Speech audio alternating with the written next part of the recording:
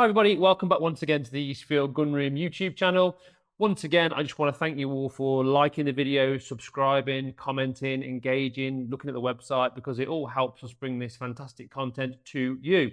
Moving swiftly on, today's review is surprisingly something we have looked at on the channel before, but we only looked at it when we did a head-to-head with the Beretta Silver Pigeon 1. The basis of that is that the gun we're going to look at today and the Beretta Silver Pigeon 1, without a doubt, two of the most popular best-selling guns here in the UK, particularly when people are starting out and they come to me and they say, you know, what would you look at, the Brown, would you look at the Beretta? And the idea with that comparison video was to give you an idea of the differences, so do feel free to check that out. So the gun we're going to look at today is the Browning 525. So a little tiny bit of history. The Browning 525 is essentially, it emulates the original over and under shotgun design from John Moses Browning back in 1925. I'm sure purists will tell me that there was versions of the over and under design much before then, but I think from a shotgun industry point of view, we consider the B25 John Moses Browning creation to be the birth of the over and under shotgun. So the 525, in its current form, is it's been out since 2004. And it just continues to grow in popularity because the Browning name, more importantly, the Browning Japanese products, the shotguns that are currently manufactured in Japan by Miraku for Browning under license, they just have this out and out credibility for superior strength and reliability. I've said it before, I'll say it again. You go to a shooting ground, you learn to shoot, you go on a stag do, you go on a have a go, and the chances are, yes, you may be given a Beretta, but in many cases, they will give you an old 325 Citori, 425, 525, because they just work, and the case in point is the 525. So the 525 was launched back in 2004, initially as a sporting and a game gun, and also as a trap gun, because it's the staple product of the Browning portfolio, certainly here in the UK, in the US, and I would imagine worldwide. An interesting case in point, and this is something we're going to look at later on in the channel, is that you'll be amazed in the difference between the specification of the guns we get here in the UK and the rest of Europe versus, for example, the United States, and as another interesting case in point, Australia. So 525, 2004 until now, it's still manufactured. Yes, we've got the 725, which is a completely different platform. It's a lower profile action with a mechanical trigger, etc., etc. But the 525, without a doubt, one of the best-selling guns in the UK, and we're going to look at a slightly oddball version of the 525 today. So we're currently in February, and next month in Germany is one of the biggest shooting events on the calendar. It is IWA, which is a show which each year all manufacturers and wholesalers from out the world go to Germany in this huge exhibition center, and what they do is they showcase their products. Every year, Browning will bring to that show a limited number of limited edition products, and what they do is they will show it to the dealers, they will show it sometimes to members of the public, and they will gauge the interest, and based on the orders they take for those limited edition guns will determine whether they put them into production or not. So essentially what they're doing is they're showing prototypes. Not so much with this, but certainly with things like some of the heritages. I remember years ago I was at IWA and they've got a 28 gauge heritage 525. Beautiful little gun, superb handling, fantastic engraving, wonderful wood, beautiful thing. Never made into production, or certainly we didn't get them here in the UK, just because of the point that they didn't take enough orders on the day. So this particular gun is an IWA special.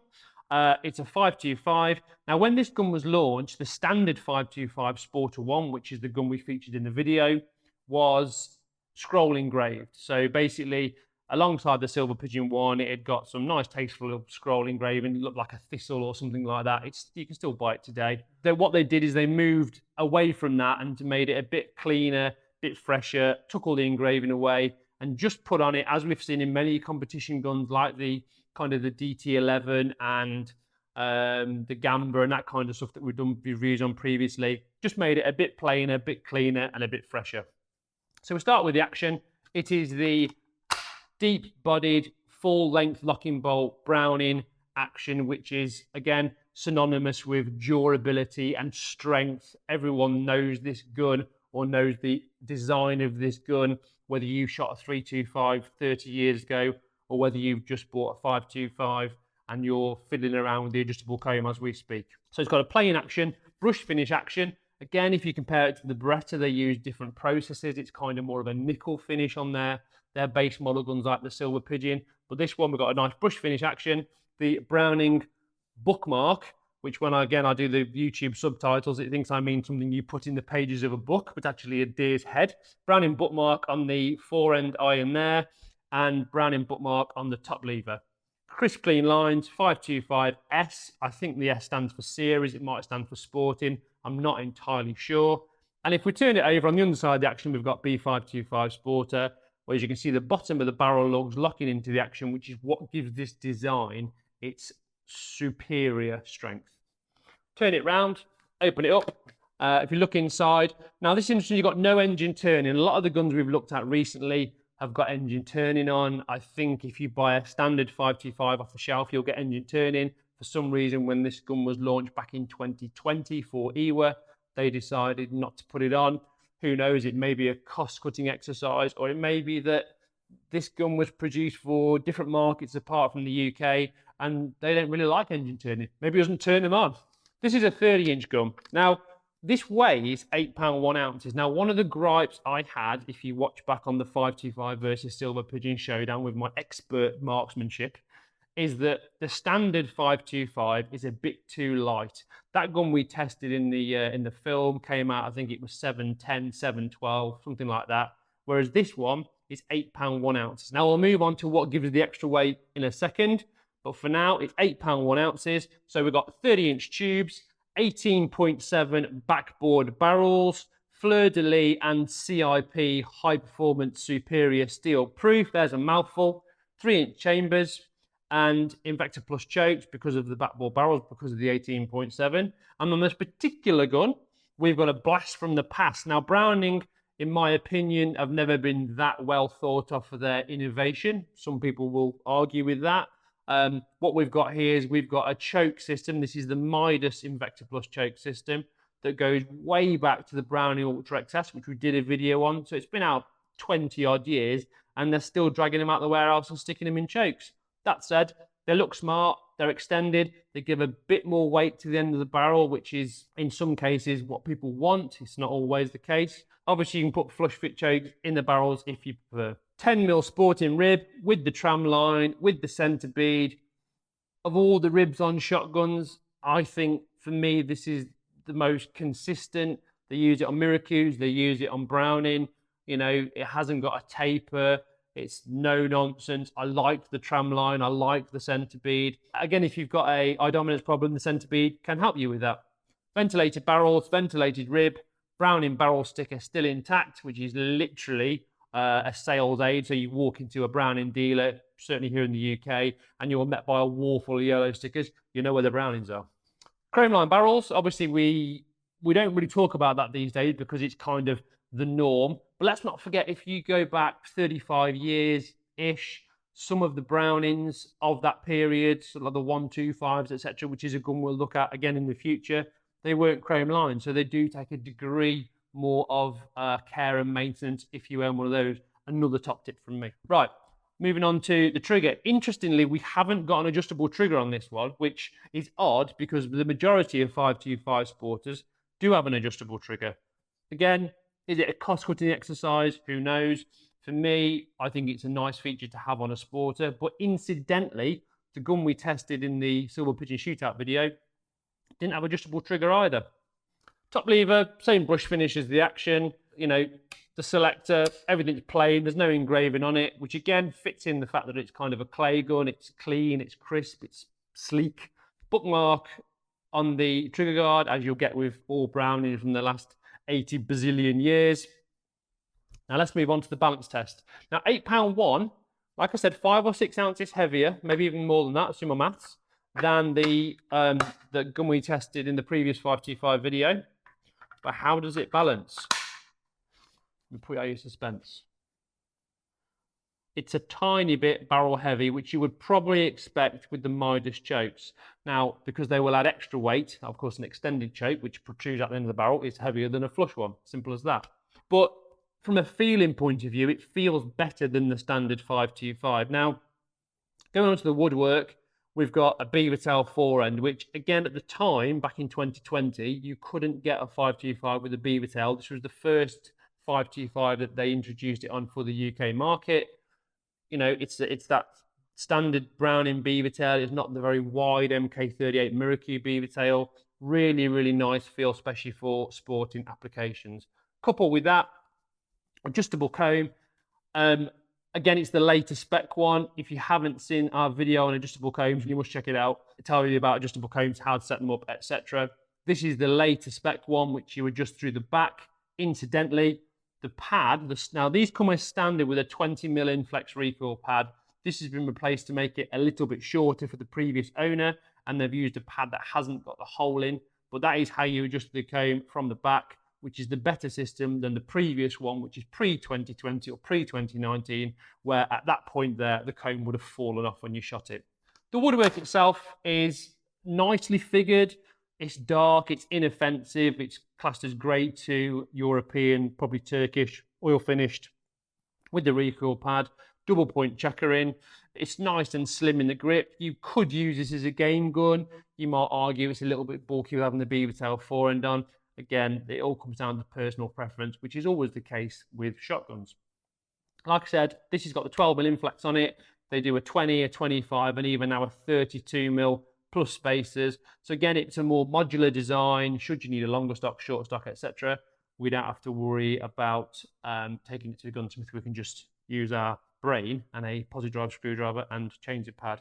Away you go. Now, in terms of numbers, I don't know how many of these were made. I would imagine it was maybe 1,000 approximately. I don't know. There's not too many of them out there. You know, if you want something a bit away from the norm of what a 525 looks like, because let's face it, the majority of them are scroll engraved with a bit of stuff going on. The current version is available like this with a brush finish. So I think you've now got a kind of a choice depending on what you want. If you did want to go for the factory adjustable comb and the beaver tail forend, it would have to be one of these limited edition guns. Again, this is a used gun. If you look carefully at the top lever position, you can see the gun has had very little use. And that's something we'll be looking at when we launch a new series about what to look out when buying a used shotgun. So look out for that because it's coming really soon. Onto the case. I would imagine in about the year 2000 that Browning got a millennium special offer on black plastic cases, because since then they've been using them for 525, certainly Citoris, Maxuses. Obviously it's got a different inside for a semi-auto in the terms of the blown of the plastic, but they still today put the majority of their shotguns in these black plastic cases. Having said that, they absolutely do the job if you're chucking it in the back of your car, or as most people prefer to keep them, safely in the loft. Okay, so it's got sliding locks. Now again, the trigger lock is something that has come with Browning. They must have got buy one, get one free or bog off on the cases and the trigger locks, because they've been putting them in for years.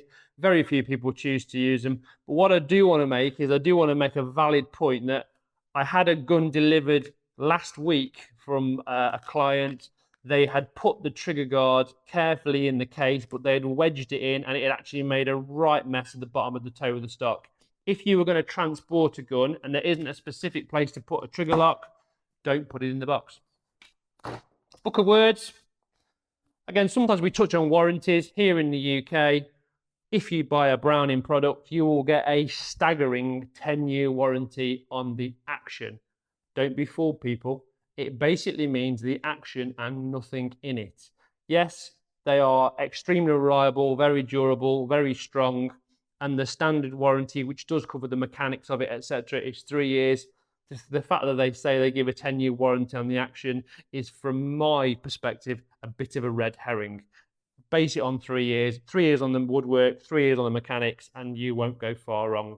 I do believe that if you register online, you do get some extra Browning pens or something given to you. This is the book of words, which you'd expect. It's quite good. It actually tells you about chokes and different things in various different languages. Top up on your French, your Dutch, your English, if you don't know English very well, Italiano, Spanish, or Portuguese. All right. Just to finish off, like I said, in terms of the case, it is good. It's got this foam lining inside it. It does protect the gun very good. The Midas chokes we talked about are here. Now, not only are these available for the 525 anything Invector Plus. Again, chokes is something we're going to be talking a lot about soon on the channel, so do stay tuned.